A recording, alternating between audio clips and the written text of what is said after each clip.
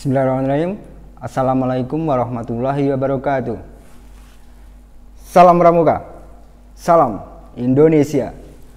Pramuka itu kan identik dengan berkegiatan di luar, di alam, di hutan, atau mungkin naik gunung dan semacamnya. Jadi materi ini harapannya bisa kalian manfaatkan gitu. Materinya tentang apa gitu? Ya, survival gitu ya. Jadi mungkin kalian sudah bisa menangkap bayangannya terkait dengan apa sih sebenarnya survival itu gitu. Next. Jadi di survival ini ada beberapa poin yang akan kalian pelajari. Yang pertama adalah substansi atau esensi, kemudian cara mendapatkan makanan, kemudian cara mendapatkan air, membuat bivak atau shelter, dan cara membuat api gitu. Next. Ya, pengertian dari survival adalah sebenarnya intinya itu adalah kalian tuh bertahan hidup gitu. Jadi survive atau bertahan. Kalau di masa sekarang ini ya bertahan dalam masa pandemi ini gitu. Tapi di konteks yang akan kita pelajari ini yaitu bertahan dalam keadaan darurat tertentu dan mempertahankan diri dari keadaan yang buruk dan kritis. Biasanya kalau di hutan itu entah karena tersesat, kehabisan bekal, atau ketika kalian mendaki gunung, ini mungkin apa ya, misalkan kok ada badai, kemudian ya biasanya karena tersesat ini kemudian akhirnya tidak sesuai dengan jalur pendakian gitu. Kalian bisa entah itu akhirnya tertinggal dengan regu atau tim yang lain, dan ya posisinya kalian harus tetap bertahan gitu. Next. Ya, orang yang survive namanya adalah survivor. Dan kenapa kok ada survival gitu? Karena memang ini timbul karena ada usaha dari manusia yang keluar untuk mengatasi kesulitan yang dihadapi. Nah, kesulitan-kesulitan yang biasanya dihadapi itu ada beberapa: keadaan alam, cuaca dan medan, keadaan makhluk hidup di sekitar, yaitu binatang, tumbuhan, dan keadaan diri sendiri. Jadi dari ketiga faktor ini biasanya dikelompokkan itu tuh ada dua. Jadi karena faktor objektif dan subjektif gitu. Jadi keadaan alam dan makhluk hidup di sekitar itu faktor objektif. Sementara subjektif itu adalah keadaan diri sendiri terkait dengan mental, fisik, dan kesehatan. Oke, lanjut. Ya, prinsip survival ini biasanya ini menjelaskan.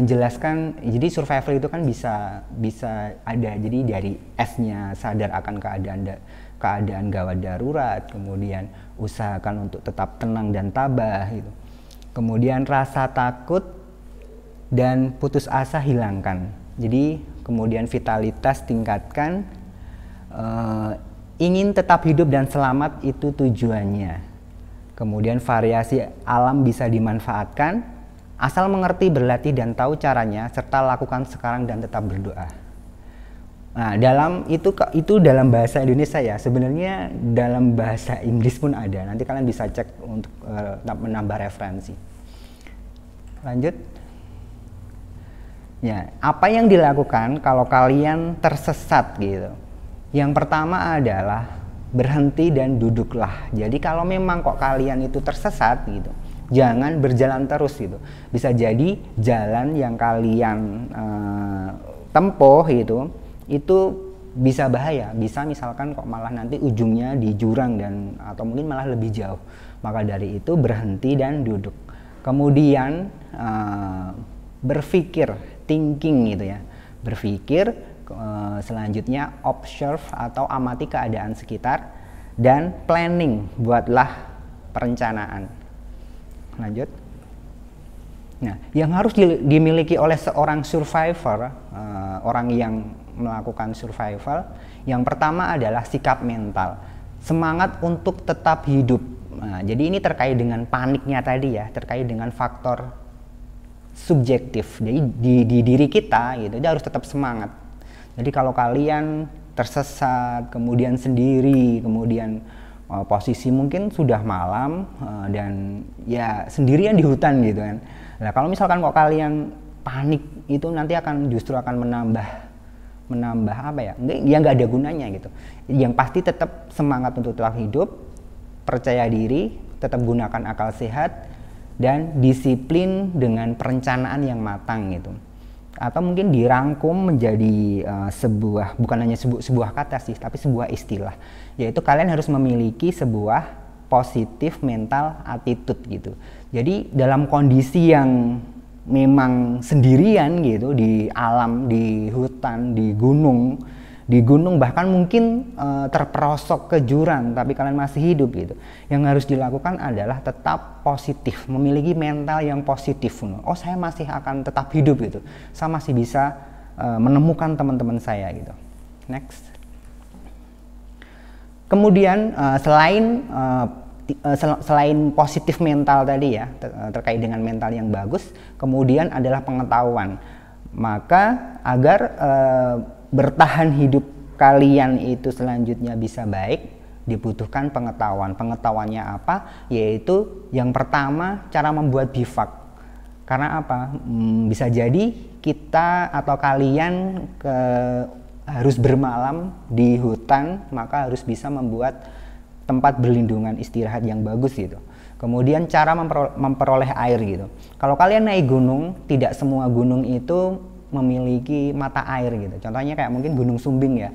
Jadi kalau kalian naik Gunung Sumbing itu manajemen air itu harus bagus. Karena kalau misalkan manajemen airnya buruk, bisa jadi perbekalan air kalian itu akan habis di bawah. Sementara ketika kalian sampai di puncak, ternyata airnya sudah habis gitu. Nah, itu harus memiliki pengetahuan gimana sih cara mendapatkan air yang dimana di situ tidak ada mata air gitu. Kemudian adalah pengetahuan cara mendapatkan makanan gitu. Makanan dalam artian bukan kita ke supermarket gitu ya, tapi di hutan. Jadi tanaman apa yang bisa dimakan, kemudian binatang apa yang bisa dimakan gitu. Selanjutnya adalah cara membuat api, kemudian pengetahuan orientasi medan, yaitu terkait dengan sekeliling kita, lingkungan kita gitu. Jadi bisa menentukan arah, utara itu mana, selatan mana gitu. Selanjutnya adalah cara mengatasi gangguan binatang, dan terakhir adalah cara mencari pertolongan. Lanjut. Yang ketiga adalah pengalaman latihan gitu. Jadi untuk bisa bertahan itu ya harus berlatih ya. Ada latihan mengidentifikasikan tanaman. Nah biasanya di kepramukaan itu materi ini itu yang menyampaikan adalah, kalau nggak Dewan Ambalan, adalah Hizbul Aula. Dan latihan yang pertama adalah mengidentifikasikan tanaman. Jadi mencari tanaman entah itu di sawah atau di hutan yang bisa dimakan gitu. Selanjutnya juga latihan mengidentifikasikan hewan. Jadi ada beberapa hewan yang ternyata bisa dimakan, atau mungkin ya itu tadi di sawah atau di hutan yang bisa kita makan, bisa kita gunakan kalau dalam kondisi darurat. Kemudian juga latihan membuat trap dan lain-lain. Lanjut. Yang keempat adalah survival kit. Jadi untuk bisa bertahan itu tidak tangan kosong ya, jadi kita tetap butuh tambahan alat. Pisau, korek api, garam, tali, senar pancing, dan kail. Atau bahkan kalau misalkan kita memang tersesat gitu, kan kita sudah membawa perbekalan sebenarnya gitu. Nah kita gunakan bekal yang ada di dalam tas kita itu semaksimal mungkin gitu. Dan yang kelima adalah kemampuan untuk belajar gitu.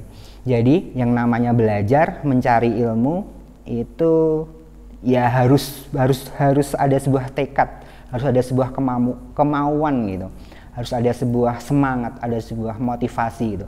Ilmu itu terlalu mulia untuk diberikan kepada siapa aja. Jadi ilmu itu hanya bisa diberikan kepada orang-orang yang memiliki sebuah semangat, sebuah kemauan, sebuah kesadaran untuk terus belajar gitu. Next. Nah, prinsip memilih makanan. Jadi kalau misalkan kalian tersesat di hutan, ada beberapa aturan, prinsip mencari makanan.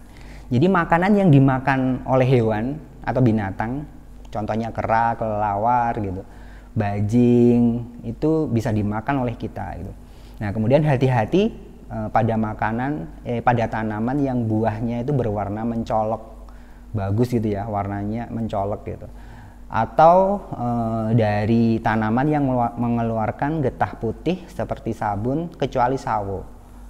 Lanjut. Hindari makanan yang terlalu pahit atau asam. Nah, ini tentu tidak bagus buat perut, buat lambung. Nah, hubungan air dan makanan. Jadi, untuk makanan yang mengandung karbohidrat itu memerlukan air yang sedikit. Makanan ringan itu mempercepat kehausan. Jadi, jangan kita itu membawa bekal makanan ringan ketika kita itu memang misalkan kok mau mendaki gunung gitu. Kemudian makanan yang mengandung protein butuh air yang banyak. Lanjut. Tumbuhan yang dapat dimakan. Nah, ini jadi ada beberapa tumbuhan yang dapat dimakan.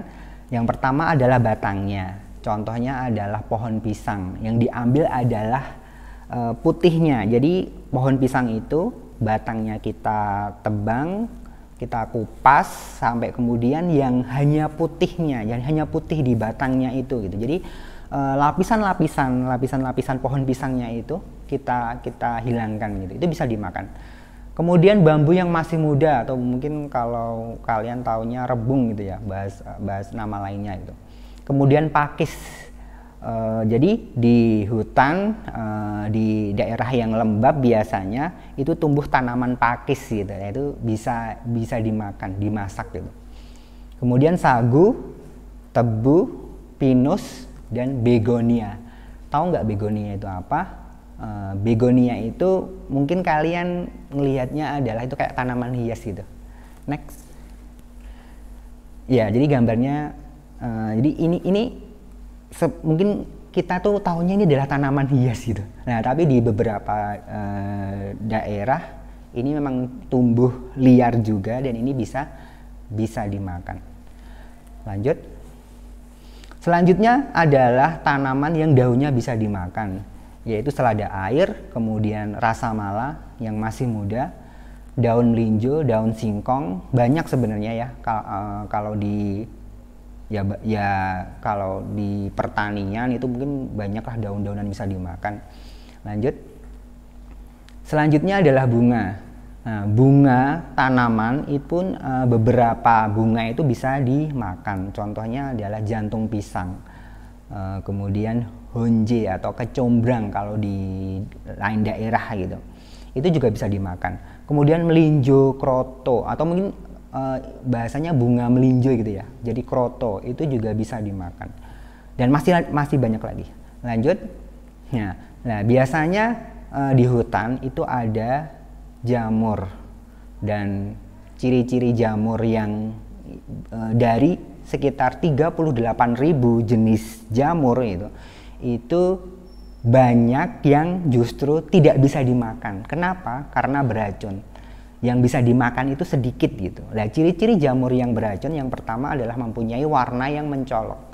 Selanjutnya baunya tidak sedap. Bila dimasukkan ke dalam nasi, nasinya menjadi kuning. Sendok menjadi hitam bila dimasukkan ke dalam masakan. Bila diraba mudah hancur. Kemudian mempunyai cawan atau bentuk mangkok pada bagian pokok batangnya. Next.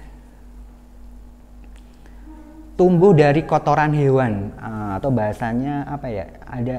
Jadi ada kotoran hewan. Mungkin kalau orang desa teletong kebo gitu ya. Gitu. Jadi itu ketika suatu masa kemudian keluar jamurnya gitu. Orang yang nggak tahu itu mungkin, wah ini kok jamurnya banyak gitu, bisa dimasak atau tertarik untuk masak gitu. Nah, padahal yang tumbuh dari kotoran hewan itu malah beracun, itu bisa meracuni gitu kalau dimasak gitu. Lanjut. mengeluarkan getah putih gitu. Jadi emang tanaman yang mengeluarkan getah itu sebaiknya kita hindari. Lanjut lagi. Nah, ini adalah beberapa contoh jamur yang beracun gitu. Jadi jamur yang beracun itu tampilannya memang cantik ya, seperti pepatah itu. Jadi yang cantik-cantik itu malah berbahaya, itu beracun. Next. Ada yang berwarna merah, kuning, kemudian ungu gitu. Next.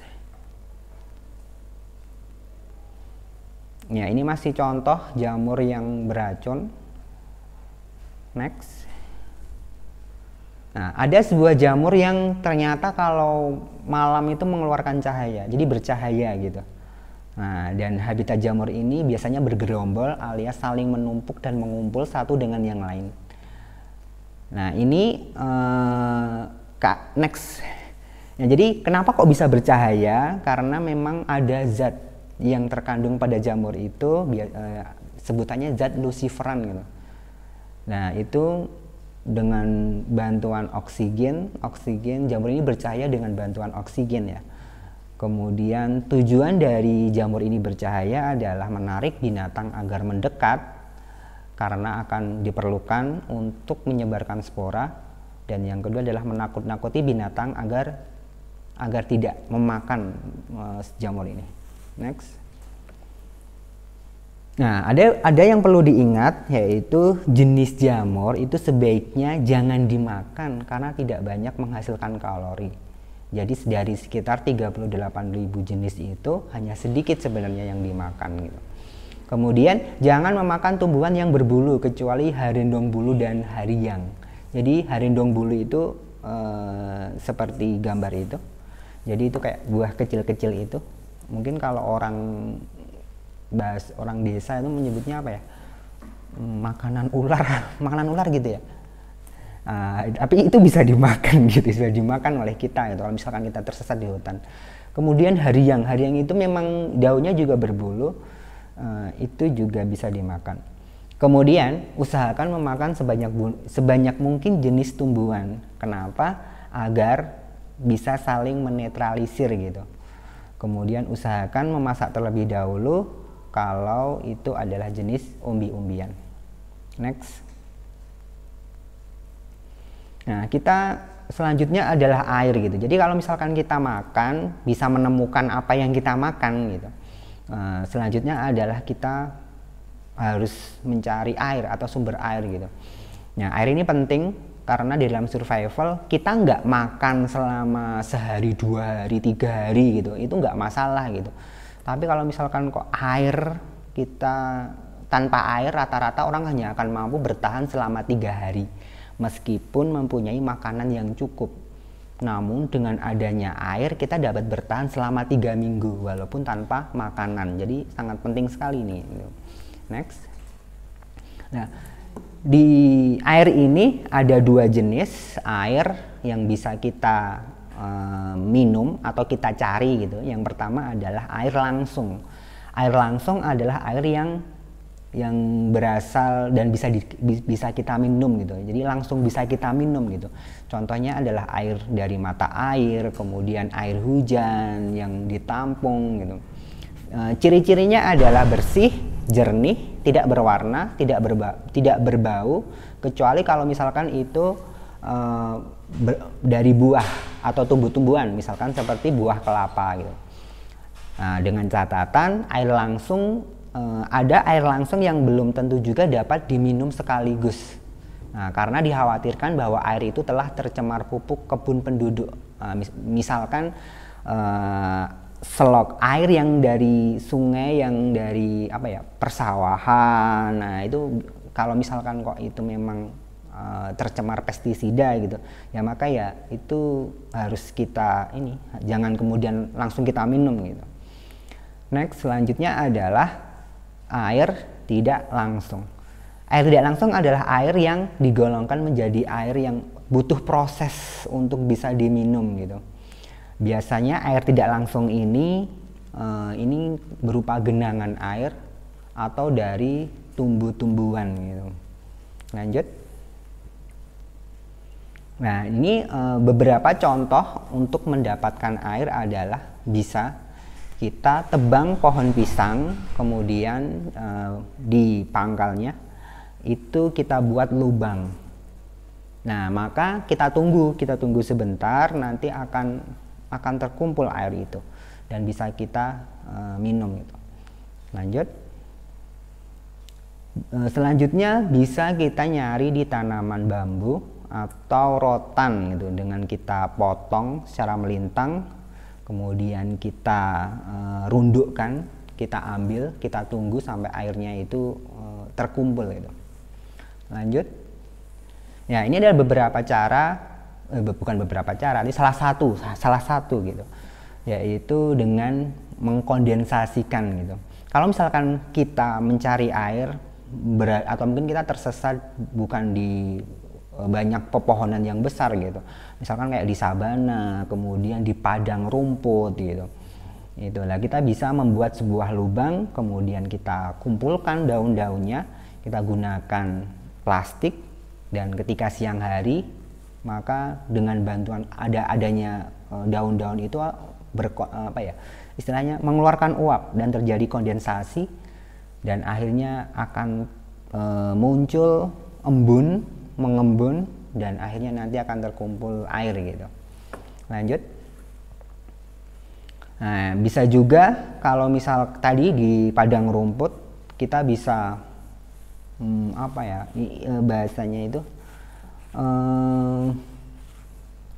kita butuh plastik, kemudian plastik itu kita tutupkan di tanaman, di rerumputan itu gitu. Lanjut. Nah, ini masih hampir sama dengan tadi. Kalau ini yang kita tutupi plastik itu adalah bagian cabang pohon atau bahkan seluruhnya gitu. Lanjut. Nah, ini teknik penyaringan air secara sederhana. Jadi yang kita butuhkan adalah pasir, batu, kemudian kalau ada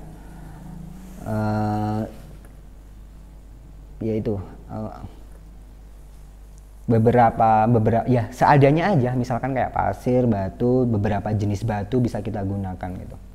Lanjut. Ya, selain tanaman yang tadi, ada juga tanaman ini namanya kantong semar. Ya, mungkin kalau kalian lihat bahwa ini tuh menangkap serangga gitu. Tapi di dalamnya ada air yang bisa kita manfaatkan dalam kondisi darurat. Lanjut. Bivak. Ya, jadi setelah kita mendapatkan air, yaitu bivak, tujuannya adalah untuk melindungi dari angin, panas, dan dingin. Jadi bivak ini tuh sebenarnya adalah tempat berlindung sementara guna melindungi dari cuaca buruk dan memberikan rasa aman. Nah, jenis-jenis bivak atau shelter adalah shelter asli alam, gua, tempat persembunyian dari binatang, tidak ada gas beracun, kemudian tidak mudah longsor, shelter buatan dari alam, dan shelter buatan dari kita buat sendiri gitu. Syarat bivak atau shelter yang baik adalah hindari daerah aliran air. Kemudian di atas shelter tidak ada dahan pohon yang mati atau rapuh. Kemudian bukan sarang nyamuk atau serangga, bahannya kuat, jangan terlalu merusak alam sekitar, dan terlindung dari angin. Lanjut. Ya, jadi tujuannya itu ya, tujuannya untuk berlindung. Nah, salah satu yang bisa kita gunakan untuk bivak tenda darurat adalah ponco atau mantol. Nah, atau bisa kita gunakan juga daun-daun yang telah tumbang dan ranting-ranting, juga kayu yang kering. Lanjut. Yang perlu diperhatikan dalam membuat bivak adalah, jadi ini faktor-faktor ketika kalian membuat bivak ya. Jangan mendirikan bivak di puncak bukit, di lereng, tapi dirikan tegak lurus dengan lereng gitu. Jangan mendirikan bivak di bekas aliran sungai yang kering atau di daerah yang becek. Nah, kemudian jangan di tempat yang berangin berangin keras gitu. Usahakan dekat dengan sumber air dan tumbuh-tumbuhan yang bisa dimakan. Jangan mendirikan bivak di semak-semak. Jika terpaksa, maka bersihkan dulu. Nah, selanjutnya, jangan dirikan bivak di bawah pohon besar dan melawan arah angin. Lanjut. Nah, ini beberapa contoh model bivak yang bisa kalian terapkan. Mulai dari ada yang segitiga, kemudian ada yang memang dari sudutnya gitu. Lanjut. Ini beberapa contoh menggunakan dedaunan dan ranting-ranting yang ada di sekitar. Lanjut. Ya, selanjutnya adalah membuat api. Jadi ketika kalian berada di hutan atau ketika pendakian, api memang penting gitu. Adanya api pada malam hari itu sebagai tempat perlindungan, memberikan ketenangan dan mencegah gangguan binatang buas. Selain itu, asapnya juga mengusir semua jenis serangga. Selain itu juga bisa digunakan buat memasak. Nah, ini kan jadi memang sangat berguna. Dan juga untuk menghangatkan. Jadi kalau kalian mau naik gunung, di puncak gunung, di lereng gunung gitu kan, ketika istirahat ya usahakan untuk bisa membuat api. Lanjut. Nah, ini beberapa contoh, bisa menggunakan tali yang dari rotan, atau kalau enggak batu, pilih kayu yang kering, kemudian batu bisa digosokkan sampai kemudian terjadi percikan api gitu. Lanjut.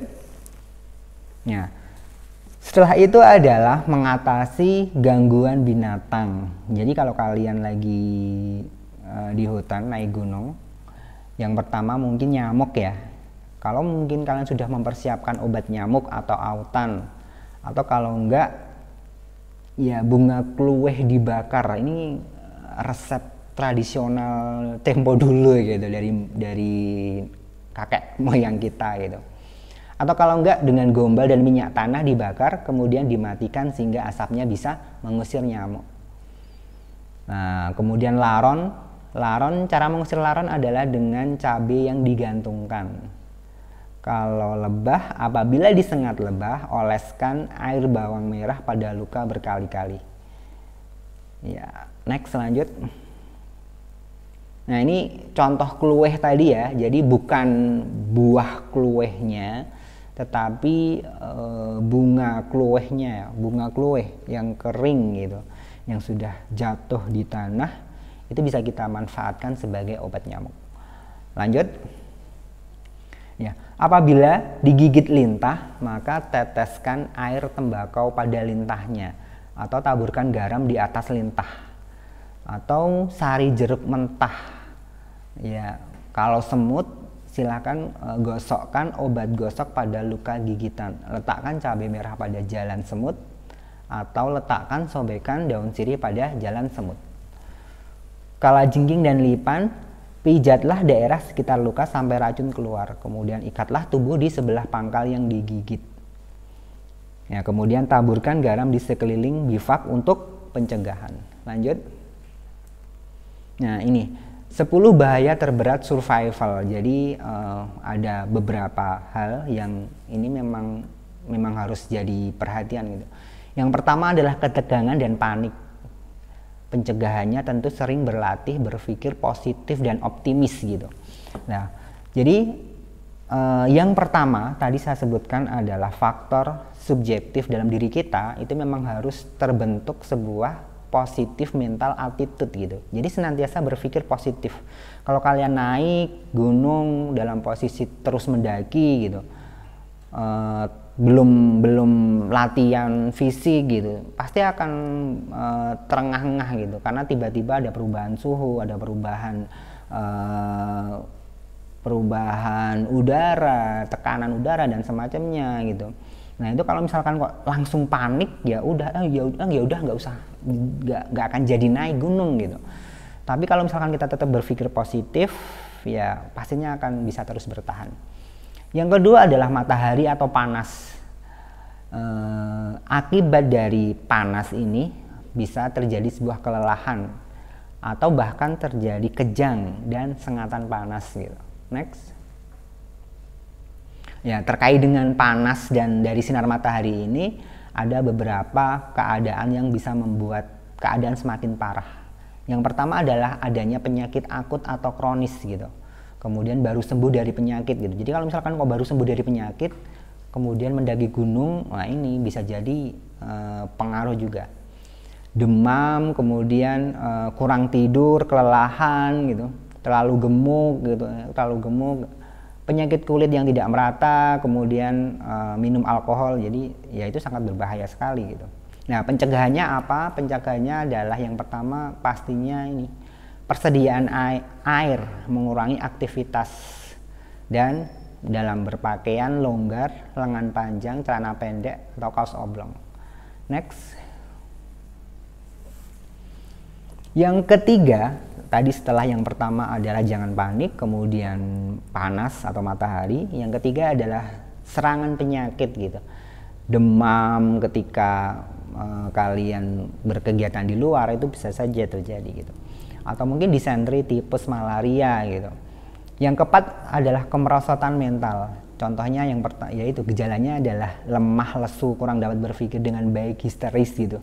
Nah, ini biasanya karena memang terjadi perubahan suhu, kemudian yang perubahan medan yang tadinya mungkin cuma datar kok kemudian mendaki, semakin mendaki semakin naik gitu.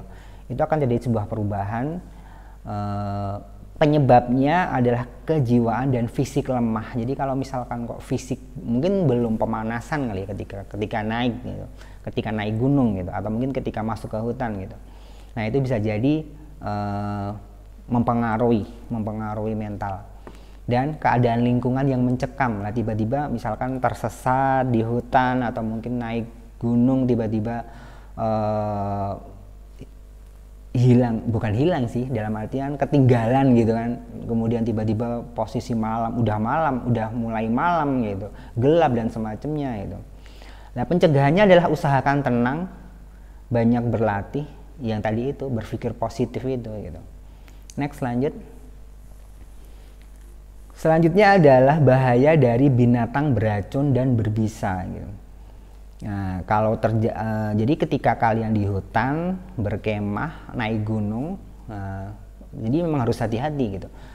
Gejala keracunan yaitu pusing dan muntah, nyeri dan kejang perut. Ya, kemudian ini tanda-tanda keracunan itu. Penyebabnya bisa dari makanan atau minuman yang beracun. Pencegahannya air garam diminum. Nah, ini salah satu ya, minum teh pekat gitu. Kemudian adalah keletihan amat sangat. Pencegahannya adalah tentu saja makan ya. Jadi kalau misalkan kalian itu naik gunung, pastikan bekal makanannya itu ya cukup gitu. Jangan kok naik gunung itu kayak hanya sekedar bawanya itu makanan ringan gitu, yang kalorinya itu cuma sedikit gitu. 7 adalah kelaparan. Ya pasti ketika kalian kelaparan itu mengancam kehidupan gitu. Maka dari itu ketika kok bekal habis, ya usahakan tadi dengan pengetahuan mencari makanan itu, ya kita cari makanan. Kedelapan, lecet. Nah, biasanya terjadi luka itu meskipun itu lecet dan semacamnya, ini akan mempengaruhi perjalanan kita untuk bisa tetap bertahan gitu. Lanjut. Yang ke-9 adalah kedinginan. Untuk penurunan suhu tubuh kurang dari 30 derajat Celcius bisa menyebabkan kematian, atau bahasanya adalah hipotermia gitu. Nah, jadi hipotermia ini banyak kasus. Jadi orang-orang yang naik gunung atau ya biasanya naik gunung gitu, kalau tersesat di hutan itu jarang yang hipotermia gitu. Tapi kalau misalkan naik gunung biasanya adalah hipotermia. Nah, salah satu tanda kalau orang itu hipotermia adalah dia ini. Jadi yang dirasakan itu adalah dalam suhu yang semakin turun tubuhnya gitu. Padahal kan dingin kan, tapi yang dia rasakan justru panas gitu. Makanya dia kemudian malah membuka bajunya dan semacamnya gitu. Itu dan akhirnya menyebabkan kematian gitu. Dan yang terakhir adalah gangguan mistis dan aturan adat setempat gitu. Jadi memang ya yang namanya dunia gaib, dunia lain gitu ya. Jadi di gunung, di hutan gitu. Biasanya juga di banyak gunung itu banyak ya info gitu. Contohnya kayak mungkin di Gunung Merapi, di Pasar Bubra, kemudian di Gunung Merbabu gitu ada pasarnya katanya gitu. Jadi maka memang ketika kita naik gunung, ketika kita masuk hutan memang harus jaga ucapan dan tingkah laku kita agar senantiasa baik gitu. Nah, pada dasarnya 10 hal tersebut adalah ancaman terbesar bagi para survival. Dalam survival, kemahiran dan solusi untuk melewati tantangan tersebut sangat diharuskan karena ini bukan main-main gitu. Oke, itu saja. Dan inti dari survival adalah ini, yaitu keep fight. Itu ya, itu sebentar atau lama ya karena memang saya jarang sekali memberikan materi dalam kesempatan ini karena saya ingin bisa